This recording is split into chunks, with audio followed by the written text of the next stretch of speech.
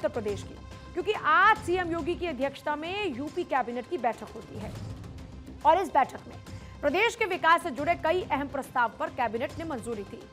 आपको सिलसिलेवार तरीके से बताते हैं कि आज यूपी कैबिनेट में कौन कौन से वो बड़े फैसले आज लिए गए। तो इनमें राज्य कर्मचारियों से जुड़ी ट्रांसफर पॉलिसी, जिनमें 25 से 26 का कैबिनेट से अप्रूव्ड भी हुई है, और कैबिनेट बैठक में प्रदेश के 8 लाख कर्मचारियों और करीब 4 लाख शिक्षकों के लिए एक नई तबादला नीति की घोषणा भी हुई है। विभागाध्यक्ष मंत्री की अनुमति से तबादला हो पाएगा। इसके तहत 15 मई से 15 जून के बीच में ट्रांसफर होंगे। यूपी में निजी बसों के संचालन को ऑर्गेनाइज्ड करने के लिए सरकार ने उत्तर प्रदेश स्टेट कैरेज बस अड्डा, कॉन्ट्रैक्ट कैरेज के अलावा all India tourist bus park नीति 2025 लागू की है। इसके अलावा इसके तहत सभी 75 जिलों में प्राइवेट बसों के लिए बस स्टैंड बनाए जाएंगे। इन बस अड्डों पर यात्रियों और ड्राइवर कंडक्टर्स के लिए सभी आधुनिक सुविधाएं उपलब्ध होंगी। नई नीति से यातायात व्यवस्था सुधरेगी और यात्रियों को सुविधा मिलेगी। कैबिनेट ने फैसला लिया कि उत्तर प्रदेश के सभी नगर निगमों में एक समान पार्किंग नियम लागू किए जाएंगे। पीपीपी मॉडल पर पार्किंग तैयार होगी। पहले चरण में 17 नगर निगमों में सुविधा होगी, फिर 5 साल के लिए लाइसेंस दिया जाएगा। पार्किंग स्थल पर ही ई चार्जिंग के ऑप्शंस भी होंगे और तो और गाड़ी सफाई की व्यवस्था भी होगी। किराया नगर निगम तय करेंगे। इसके लिए 9 सदस्यीय कमेटी भी तैयार होगी।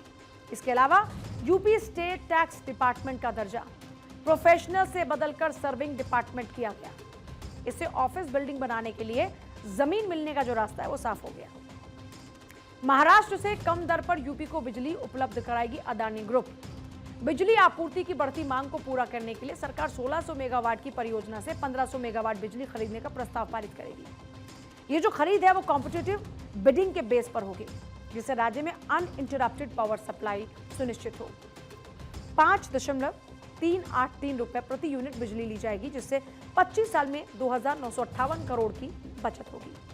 इसके अलावा यूपी सरकार ने सरकारी कर्मचारियों के लिए अनुशासन और अपील से जुड़े नियमों में बदलाव को मंजूरी दी है। अगर आसान भाषा में कहा जाए तो ये नियम तय करते हैं कि अगर कोई सरकारी कर्मचारी गलती करता है तो उसकी शिकायत कैसे सुनी जाएगी और सजा या अपील का प्रोसेस क्या होगा। ये बदलाव 2025 में लागू होंगे ताकि सरकारी कामकाज में पारदर्शिता और जवाबदेही बढ़े। यानी अब कर्मचारियों को और सतर्क रहना होगा क्योंकि नियम और सख्त हो गए हैं। इसके अलावा आंगनबाड़ी केंद्रों में बच्चों और गर्भवती महिलाओं को पौष्टिक खाना देने के लिए सरकार ने नेफेड यानी कि national agricultural cooperative marketing federation को और पैसा देने का फैसला लिया। इससे आंगनबाड़ियों में बेहतर खाना मिलेगा, बच्चे और महिलाएं स्वस्थ रहें, ये इसका मकसद है। और ये कदम खासकर गांव में बच्चों के पोषण को बेहतर बनाने के लिए है।